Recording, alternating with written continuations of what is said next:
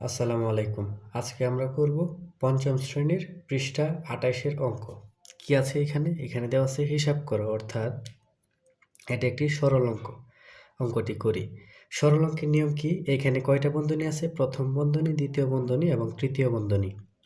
সর্বপ্রথম প্রথম বন্ধনীর কাজ করতে হয়, তারপর দ্বিতীয় বন্ধনী, তারপর তৃতীয় বন্ধনী। প্রথম বন্ধনীর ভিতরে কি আছে?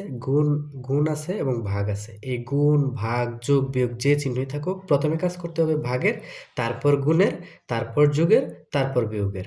এভাবে আমরা প্রথম বন্ধনীর কাজ আগে করব, তারপর দ্বিতীয় বন্ধনী, তারপর সম্পূর্ণ তৃতীয় বন্ধনীর কাজটা করব। তাহলে করি আগে প্রথম বন্ধনীর কাজ।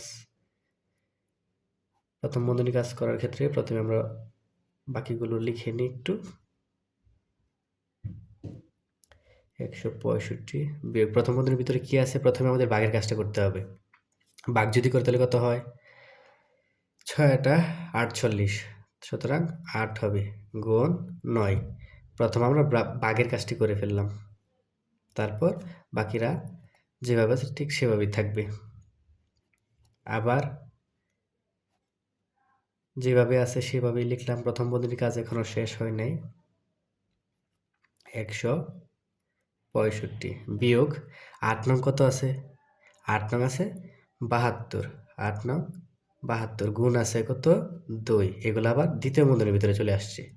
এখন আমাদের কাজ হচ্ছে প্রথম বন্ধনীর কাজ যেহেতু শেষ, দ্বিতীয় বন্ধনীর কাজ আবার শুরু হবে এখানে। দ্বিতীয় বন্ধনীর কাজ শুরু করলাম।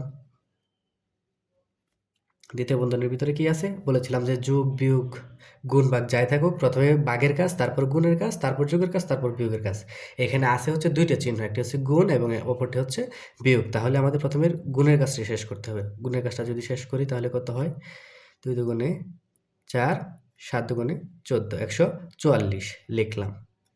তৃতীয় বন্ধনীর একটি কাজ শেষ হয়েছে, তারপরও বাকি রইল।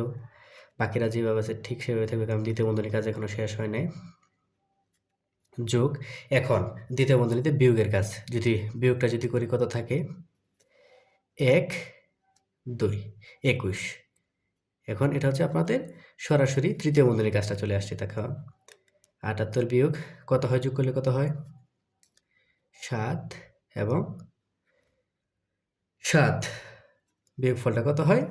১। এটি হচ্ছে আমাদের উত্তর। এটা হচ্ছে আমাদের উত্তর। তো আমরা বুঝতে পারছি। ধন্যবাদ। আজকের ক্লাস এই পর্যন্তই।